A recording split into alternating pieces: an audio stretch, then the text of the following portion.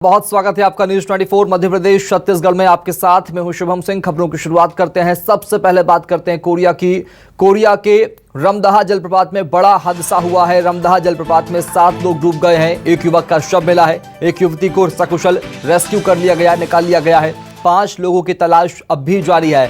भरतपुर विकासखंड के कोटाडोल थाना क्षेत्र का मामला, जहां पर 7 लोग इस जलप्रपात में डूब गए, वाटरफॉल में डूब गए। ये तस्वीर आपको दिखा रहे हैं। एक युवक का शव बरामद कर लिया गया है, जबकि एक युवती का रेस्क्यू भी यहां किया गया है। लेकिन 7 में से 5 लोग अब भी लापता हैं। उन्हें तलाशा जा रहा है। उनकी तलाश लगातार जारी है। तस्वीर आपको दिखा रहे हैं। कोरिया से तस्वीर है। 5 लोगों की तलाश अब भी जारी है, जबकि 7 लोग इसमें डूबे थे। 2 का यहां पर पता चल गया है। महिला का रेस्क्यू कर लिया गया, जबकि एक युवक का शव बरामद किया गया है। ये ताजा अपडेट सामने आ रहा है रमदाहा जलप्रपात से, जहां पर कोरिया में 7 लोग डूब गए। ये बड़ा हादसा हुआ है। और चलेंगे कोरिया, बात करेंगे सहयोगी दिनेश द्विवेदी से। दिनेश, क्या कुछ जानकारी हासिल हो पा रही इस पूरे हादसे को लेकर? रेस्क्यू कहां तक पहुंचा? ये पूरी घटना विकास खंड भरतपुर की है, जहां पर मध्य प्रदेश के सिंगरौली से 80 परिवार के लोग पिकनिक मनाने के लिए रमदाहा जलप्रपात आए हुए थे। वहीं 8 लोग जब इस जलप्रपात में नहा रहे थे, तभी उसमें से 6 लोगों की भी डूबने की खबर है। लेकिन उसमें एक युवती को बचा लिया गया है और एक का शव बरामद हुआ है। और जिसके बाद अभी रेस्क्यू करके जो डूबे हुए लोग हैं उनकी तलाश की जा रही है। जिसके बाद पुलिस प्रशासन और पूरी टीम वहां मुस्तैद है और रेस्क्यू किया जा रहा है। जी सर। दिनेश, रेस्क्यू टीम में कौन कौन शामिल है? क्या अतिरिक्त बल बुलाया गया? जी, अतिरिक्त बल भी बुलाया गया है। उसी के प्रकार जिला प्रशासन की टीम भी पूरी तरह से मुस्तैद है। पुलिस प्रशासन की, जनकपुर थाने की और कोटाडोल थाने की पूरी पुलिस टीम भी वहां मौजूद है। और वहां गोताखोरों को बुलाया गया है कि जो लापता लोग हैं, 5 से 6 लोग जो बताए जा रहे हैं, क्योंकि ये भरतपुर क्षेत्र का वनांचल क्षेत्र है और वहां पर किसी प्रकार का भी मोबाइल नेटवर्क नहीं रहता है। लेकिन उसके बाद ही पूरी प्रशासन वहां पहुंच चुकी है और पूरी तरह से रेस्क्यू चल रहा है। जी सर। पहला युवक का जब शव मिला, उससे कितनी देर गुजर चुकी है और महिला को कैसे रेस्क्यू किया गया? क्या कुछ कठिनाइयां आई रेस्क्यू करने में? जी, जो पहली महिला सर, जो युवती जो बची है, जब वहां और भी लोग गए हुए थे पिकनिक मनाने, तो उन्होंने देखा कि एक महिला चिल्ला रही है और उसके बाद वहां के लोगों ने दौड़ के वहां पास गए, उस महिला की जान बचाई। और लेकिन जो उसके पहले जो वहां युवक गए हुए थे, नहाने गए हुए थे, उनको अभी तक किसी प्रकार से उनका भी पता नहीं चल पा रहा है। जो 7 लोग आए थे, उनकी लापरवाही या फिर प्रशासनिक चूक देखा जाए, चूंकि यहाँ पर सुरक्षा के, सावधानी के, पुलिस फोर्स के कोई इंतजाम नहीं थे? जी, कहीं ना कहीं से प्रशासन की ये लापरवाही सामने आ रही है। चूंकि रमदाहा जलप्रपात एक पर्यटन स्थल के रूप में जाना जाता है और हैरान की बात यह है कि वहां पर किसी भी प्रशासन, पुलिस प्रशासन की ऐसी कोई भी व्यवस्था नहीं है। और जिसके कारण मुझे लगता है कहीं ना कहीं प्रशासन की गलती है, लापरवाही मानी जाएगी। रेस्क्यू टीम क्या कुछ कह रही? कब तक उन 5 लोगों का रेस्क्यू कर लिया जाएगा? लेकिन ये है कि जिला मुख्यालय बैकुंठपुर, मनेंद्रगढ़ और भी जो जगह की टीम है, वहां की टीमों से संपर्क किया गया है और उन्हें बुलाया जा रहा है। जी ठीक है, बहुत शुक्रिया दिनेश खबर को विस्तार से बताने के लिए, अपडेट देने के लिए। तो बड़ा हादसा हुआ, 7 लोग डूब गए, 2 की जानकारी हाथ लगी है, जबकि 5 अब भी लापता है। आगे बढ़ेंगे, बात करेंगे धार की। धार के चंबल नदी में 2 बच्चे डूब गए। एक बच्चे का शव बरामद कर लिया गया, जबकि एक की तलाश लगातार जारी है। नहाने के दौरान यह बड़ा हादसा हुआ है। धार में चंबल नदी में 2 बच्चे डूब गए।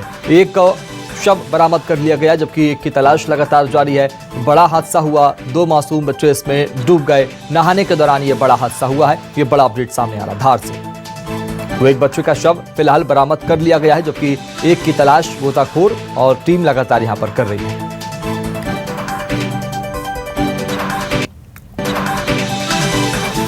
और बात करेंगे राजधानी भोपाल की। छात्र ने खुदकुशी यहां पर कर ली है। खुद को करंट लगाकर जान दी है। हैरान कर देने वाला मामला, दिल दहला देने वाला मामला सामने आया। रातीबड़ इलाके में यह छात्र किराए के घर में रहता था। पुलिस इस पूरे मामले की तफ्तीश कर रही है। बी.फार्मा की पढ़ाई कर रहा था यह छात्र और इसने बड़े ही दिल दहलाने वाले तरीके से खुदकुशी की है। दरअसल बिजली के तार में हाथों को बांधकर उसने आत्महत्या की, खुदकुशी की। यह बड़ी जानकारी सामने आ रही है। और बी.फार्मा की पढ़ाई यहां कर रहा था। और आखिर कारण क्या कुछ रहे होंगे आत्महत्या के, खुदकुशी के, पुलिस इस पर बारीकी से फिलहाल जांच कर रही है। मामले की जानकारी परिजनों को दे दी गई है। पुलिस मामले की तफ्तीश में जुटी हुई है। और चलेंगे राजधानी भोपाल, बात करेंगे सहयोगी शब्बीर अहमद से। शब्बीर, छात्र ने खुदकुशी कर ली, दिल दहलाने वाला पूरा मामला राजधानी भोपाल के रातीबड़ का, क्या कुछ अपडेट, पुलिस की जांच कहां तक पहुंची?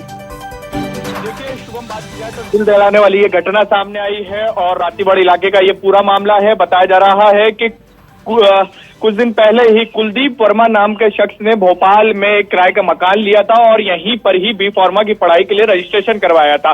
और आज सुबह जब पड़ोसियों को ये जानकारी लगी कि काफी लंबे समय से उससे जो फोन पर बातचीत नहीं हो पा रही थी परिजनों की, तो परिजनों ने अपने जो कि मकान मालिक थे उनको फोन लगाया। मकान मालिक जब घर पे पहुंचे तो पूरी स्थिति का पता लगा कि इस तरीके की घटना हुई है। और जो जानकारी पुलिस की शुरुआती जांच में शुभम निकलकर सामने आई है, उसके बाद ये चीजें निकलकर सामने आई कि दोनों हाथ पैर उसने बांध लिए थे और उसके बाद उसने ना स्विच चालू किया, यानी करंट लगने से युवक की मौत हुई है। युवक ने क्यों खुदकुशी करी है, या फिर इसके अंदर हादसा है, या फिर ये खुदकुशी है, ये पूरी की पूरी जांच अब पुलिस कर रही है। लेकिन अभी की बात की जाए तो अभी उसके पास से, युवक के पास से सुसाइड नोट नहीं मिला है कि आखिर उसने खुदकुशी क्यों करी है। शुभम, ठीक है, बहुत शुक्रिया शब्बीर अहमद। फिलहाल पुलिस मामले की तफ्तीश में जुटी हुई है और बहुत जल्द पुलिस का खुलासा करेगी, ऐसा पुलिस कह रही है। आगे बढ़ेंगे, बात करेंगे विदिशा की। विदिशा के सिरोंज में दो सांडों की जबरदस्त लड़ाई से बाजार में अफरा तफरी का माहौल बन गया। इधर दहशत की वजह से दुकानदारों ने दुकान बंद कर दी। कई लोगों ने हिम्मत दिखाते हुए सांडों को शांत कराने के लिए तरह तरह के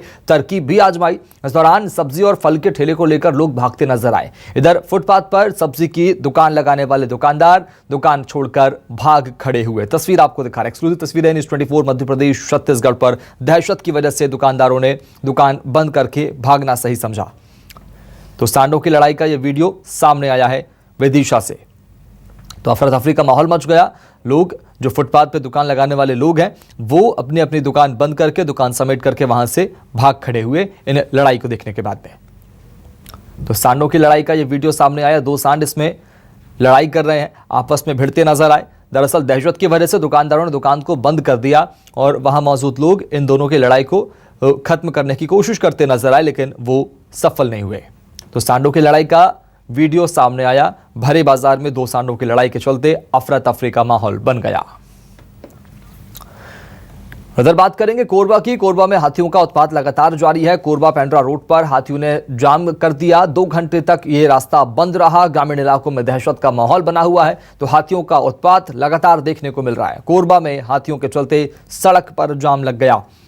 तो हाथियों का उत्पात एक बार फिर कोरबा में देखने को मिला। बड़ी संख्या में हाथियों का दल यहां विचरण कर रहा है। 3 हाथियों का दल सड़क पर डटा हुआ है। अलग अलग दल हाथियों के अलग अलग जगह पर मौजूद हैं और उसके चलते दिक्कतों का सामना ग्रामीणों को करना पड़ रहा है। ना सिर्फ फसलों को बल्कि घरों को भी नुकसान ये हाथी पहुंचाते नजर आते हैं।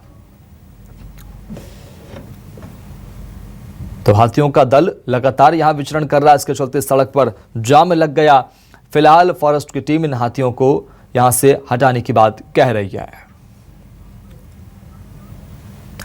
और इधर पीएम मोदी ने मन की बात कार्यक्रम में एमपी के दतिया का जिक्र किया है। पीएम ने दतिया में पोषण गुरु अभियान और मटका अभियान का जिक्र किया। आपको बता दें कि अगले माह से पोषण अभियान चलाया जाएगा। इधर प्रदेश के मटका अभियान की भी पीएम ने तारीफ की है। आपको बता दें कि अलग अलग अनाजों के साथ मटका तैयार कर आंगनवाड़ियों में पोषण दिया जाता है। इधर पीएम ने मंडला के जल संरचना और अमृत सरोवरों की भी तारीफ की है। तो पोषण गुरु और मटका अभियान का जिक्र पीएम मोदी ने किया है। दतिया की भी तारीफ पीएम मोदी ने आज मन की बात कार्यक्रम में की है। मंडला के जल संरचना और अमृत सरोवरों की प्रशंसा की है।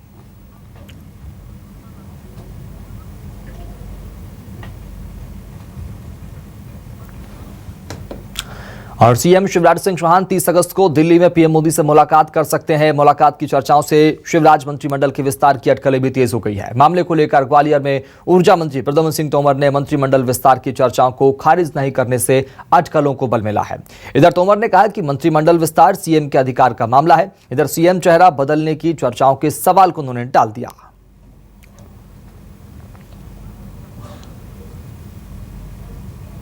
मुख्यमंत्री का स्वविवेकाधिकार है,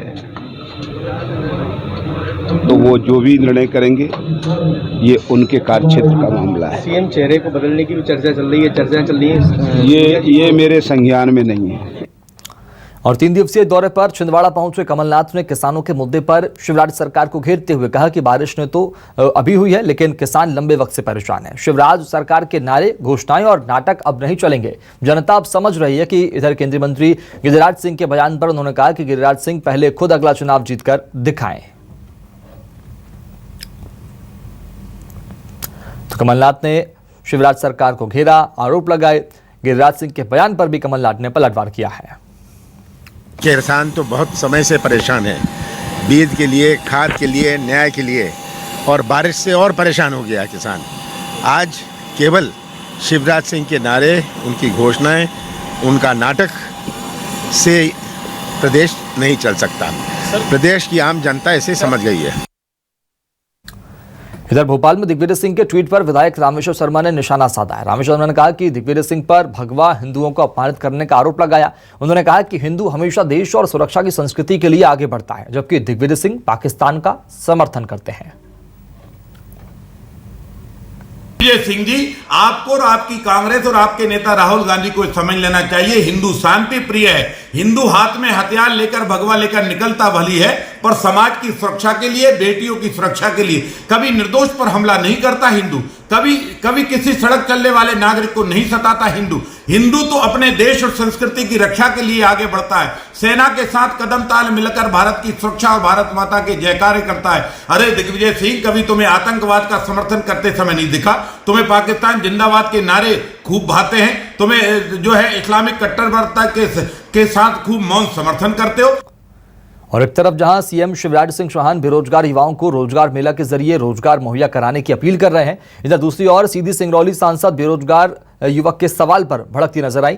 सोशल मीडिया पर सांसद का वीडियो वायरल हो रहा है। दरअसल सिंगरौली जिले में कई औद्योगिक प्लांट होने के बावजूद भी इलाके में बेरोजगारी चरम पर है। और इधर सिंगरौली जिले के एनसीएल अमलोरी के कल्याण मंडप में रोजगार दिवस के मौके पर सांसद रीति पाठक से एक युवक ने रोजगार को लेकर सवाल किया। युवक ने सांसद से शिकायत के लहजे में कहा कि रोजगार मांगने पर कंपनी मैनेजर 70,000 से लेकर 1 लाख तक की रिश्वत की मांग करते हैं। रिश्वत नहीं देने पर कंपनी में नौकरी नहीं देते। इस बात पर सांसद भड़क गई और युवक को दरकिनार करके मौके से वापस चले गई। उधर सोशल मीडिया पर सांसद के रवैये से बेरोजगार युवकों में रोष देखा जा रहा है। और आगे बढ़ेंगे, केंद्रीय मंत्री सिंधिया ग्वालियर के दौरे पर पहुंचे, जहां उन्होंने थाईलैंड में हादसे में जान गंवाने वाले नीव अग्रवाल के घर पर पहुंचकर उनके परिवार को ढांढस बंधाया। इस दौरान उनके साथ जल संसाधन मंत्री तुलसी सिलावट भी मौजूद रहे। सिंधिया ने मृतक नीव अग्रवाल की फोटो पर पुष्प अर्पित करके उनके पिता के हादसे के बारे में जानकारी हासिल की। सिंधिया ने हादसे पर दुख जताते हुए कहा कि वो भारत सरकार से पीड़ित परिवार के लिए मदद की अपील करेंगे। बहुत दुखद घटना है। एक हमारा बच्चा आज हमारे बीच में नहीं रहा। परिजनों का को अपने तरफ से मैं ढाढ़स देने के लिए वहाँ मैं पहुँचा हूँ। और 16 साल का एक बच्चा आज हमसे अलग हो गया और पूर्ण रूप से हमने सहायता करने की कोशिश की थी। हमारा दूतावास थाईलैंड में और नागर विमानन मंत्रालय से भी, पर जो स्थिति थी उसे हम लोग बचा न पाए। मेरी सांत्वना पूर्ण परिवार की। और आगे बढ़ेंगे, बात करेंगे जबलपुर की। होटल में अस्पताल चलाने के मामले में कलेक्टर के निर्देश पर बड़ी कार्रवाई हुई है। पुलिस ने होटल को सील कर दिया है। एसडीएम की मौजूदगी में इस होटल को सील किया गया है। होटल से फर्जी मरीजों को बाहर निकाला गया। जबलपुर के थाना लाडगंज की घटना बताई जा रही है, जहां पर होटल में फर्जी अस्पताल संचालित किया जा रहा था। इस होटल को सील कर दिया गया है। ये बड़ी जानकारी जबलपुर से सामने आई है। तो कलेक्टर के निर्देश पर यह बड़ी कार्रवाई हुई है। और चलेंगे जबलपुर, बात करेंगे सहयोगी कुमार इंदर से। कुमार इंदर, क्या कुछ कार्रवाई डीएम ने की है और किन बातों का खुलासा किया गया था जांच में? देखिए, 2 दिन पहले ही इस होटल में छापा पड़ा था, क्योंकि होटल के आड़ में जो है वो अस्पताल चलाया जा रहा था। पिछले बताया जा रहा है कि 2-3 साल से मालिक का कहना है कि होटल बंद कर दिया गया था, हमने परमिशन ली थी। तो सवाल ये उठता है, जब परमिशन ली थी तो फिर क्यों छापा पड़ा? और अंदर काफी 60 करीब मरीज भर्ती थे। तो वो शिकायत छापा पड़ने के बाद आज जो स्वास्थ्य विभाग की टीम और जिला प्रशासन, पूरा पुलिस की टीम पहुंची है और उन्होंने आज होटल सील कर दी है। होटल के मालिक से जो है डॉक्टर से पूछताछ जारी है कि आखिर कब से संचालित था, कितने लोगों को अब तक इसमें इलाज किया गया है। और खास बात यह है कि इसमें आयुष्मान कार्ड के जरिए जो फर्जीवाड़ा किया जा रहा था, कुछ फर्जी तरीके से मरीज भर्ती करके इलाज किए जा रहे थे, तो उसकी जांच जारी है। सील कर दिया गया है। मरीजों से भी पूछताछ होगी, डॉक्टर से पूछताछ होगी, उसके बाद पता चलेगा कि यहाँ पे कब से फर्जीवाड़ा चल रहा था और अब तक कितना इस तरह का भुगतान किया गया है। जी ठीक है, बहुत शुक्रिया कुमार अंदर खबर को विस्तार से बताने के लिए, बातचीत करने के लिए। और आगे बढ़ेंगे, बात करेंगे बड़वानी की। सेंधवा में वन विभाग की बड़ी कार्रवाई देखने को मिली है। अवैध सागौन लकड़ी के कारखाने पर छापा पड़ा है। 50 लाख रुपए की सागौन की लकड़ी बरामद की गई है। महाराष्ट्र से तस्करी करके ये लकड़ियां लाई गई थी। फर्नीचर बनाने में इसका इस्तेमाल हो रहा था और ये अवैध लकड़ियां यहां पर बरामद की गई है। फैक्ट्री का मालिक मौके से फरार हो गया।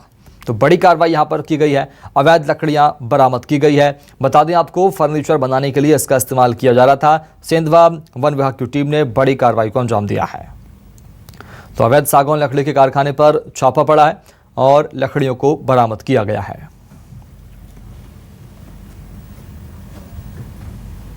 दिनेश जी हैं, जिनके पिता का नाम शिवनाथ है, उम्र उनकी 45 वर्ष है और दाचरिया में निवास करना है। उनका एक निजी परिसर है जिसमें वो आवास भी है उनका, और एक अवैध तौर पे आरा मशीन यूनिट भी चलाते हैं। तो उनके घर पे काफी अधिक मात्रा में अवैध लकड़ी रखी हुई है और वो अवैध परिवहन में भी लिप्त रहते हैं। ये हमें मुखबिर तंत्र से सूचना था। लकड़ी की अभी आधिकारिक पुष्टि हम नहीं कर सकते हैं, पर जो सूचना के आधार पे वो ये महाराष्ट्र से आ सकती है, महाराष्ट्र से आ रही होगी और धुले या जलगांव के जंगलों से।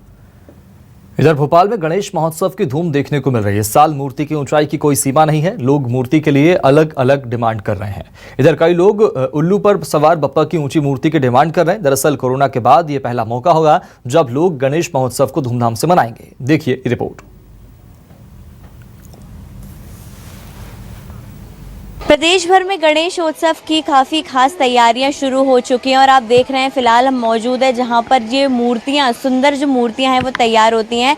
और इस बार कोई भी पाबंदी नहीं है। कोरोना के 2 साल बाद इस बार काफ़ी ज़्यादा खास ये मौका है। देखिए यहाँ पर जो है अलग अलग तरीक़ों से जो मूर्तियाँ हैं वो तैयार की जा रही हैं। और इस बार मैं आपको बता दूँ कि कोई भी यहाँ पर रिस्ट्रिक्शन नहीं है मूर्ति की हाइट को लेकर या कोई अन्य चीज़ों को लेकर। और अलग अलग यहाँ पर खास चीज़ें हैं, अलग अलग तरह की मूर्तियाँ बनाई जा रही हैं और काफ़ी ज़्यादा सुंदर ही तरीके से इनको पूरा स्वरूप दिया जा रहा है। और बड़ी संख्या में इस बार ऑर्डर्स मिले हैं क्योंकि देखिए 2 साल बाद जो है जो गणेश जी हैं वो पधार रहे हैं कोरोना के 2 साल बाद और काफ़ी खास है। सर चंद्रशेखर तिवारी जी हमारे साथ मौजूद हैं। सर क्या कुछ खास है इस बार, क्योंकि देख रहे हैं बड़ी संख्या में इस बार मूर्तियाँ तैयार हो रही हैं, हाइट का भी कोई रेस्ट्रिक्शन नहीं है। देखिए, एक तो 2 वर्ष बाद व्यक्ति को खुला त्यौहार मनाने का अवसर प्राप्त हुआ है और ये तो विघ्न विनाशक हैं। भगवान गणेश जब आते हैं तो सारे विघ्नों को हर लेते हैं। उसके बाद माँ भगवती विराजमान होती हैं तो ये विघ्न हरते जाते हैं, उसके बाद सारा काम प्रारंभ हो जाता है। सबसे ज्यादा खास यही है कि इस बार सुंदर तरीके से जो है अलग बीजेपी के नेताओं ने ऑर्डर दिया है, कमल में मूर्ति बनाई जाती है। उल्लू पर सवार होकर यहाँ पर जो है निकले हैं गणपति बप्पा और अलग अलग प्रकार ये देखिए पीछे ये उल्लू का स्वरूप है यहाँ पर। और यही खास है, यही सब कुछ जो चीजें हैं खास बना रही है बंगाली कलाकार है। तो इस बार का गणेश उत्सव जाहिर सी बात है काफी खास होने वाला है क्योंकि अलग अलग प्रकार की मूर्तियां हैं, अलग अलग प्रकार की चीजें हैं, अलग अलग सुंदर मूर्तियां बनाई जा रही हैं और कुछ ही दिन बाकी रह गए हैं और धूम मौका पूरी तरीके से ये खास हो रहा है और काफी ज्यादा धूमधाम देखने को मिल रही है। कैमरामैन शेषकर के साथ अमृतांशी जोशी, न्यूज़ 24 भोपाल। तो बप्पा की मूर्तियों की डिमांड अब बढ़ चुकी है और ऐसे में खास महोत्सव जो है गणेश उत्सव का इस बार मनेगा।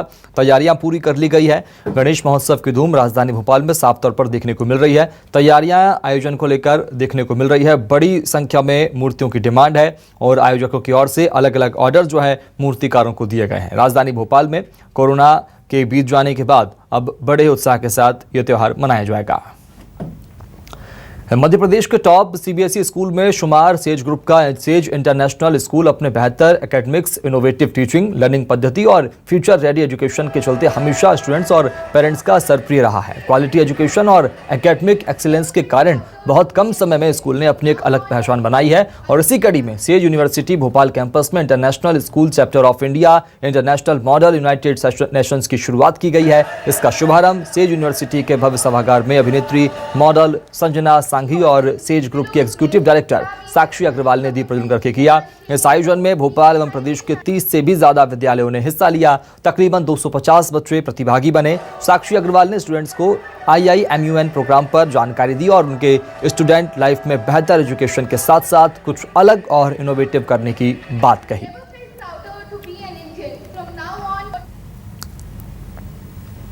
सेज ग्रुप में, सेज यूनिवर्सिटी भोपाल में, इतनी बेहतरीन यूनिवर्सिटी जो है, वहाँ पे भोपाल के सारे स्कूलों के बच्चे आए हुए हैं, टीचर्स आई हुई हैं टू एक्सपीरियंस IIMUN के साथ कोलैबोरेशन सेज इंटरनेशनल स्कूल का।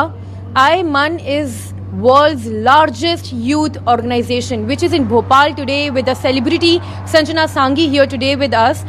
The whole purpose is कि जितने बच्चे हैं उनको पब्लिक स्पीकिंग, उनकी पर्सनालिटी डेवलपमेंट, उनको to become more confident, to become more bold, ये सब पॉसिबल हो ताकि वो लोग अपनी लाइफ को कॉन्फिडेंटली जी पाएं। और एक छोटे से ब्रेक के लिए खबरों का सिलसिला लगातार जारी है।